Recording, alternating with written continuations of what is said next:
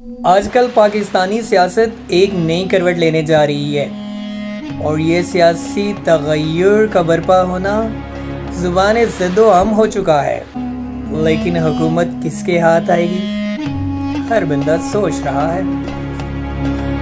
آئیں دیکھتے ہیں کہ علامہ اقبال کیا کہتے ہیں کہ حکومت کس کے ہاتھ میں آتی ہے۔ وہ ایک قرآن پاک کی ایک آیت سے اس رمز کو، اس راز کو ہٹاتے ہیں اور لوگوں کے سامنے رکھتے ہیں کہ حکومت کس کو ملتی ہے۔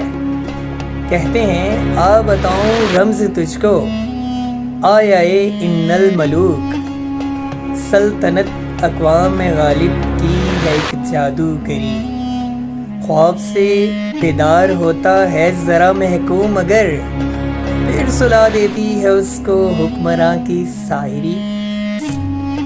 دیکھیے جناب، بس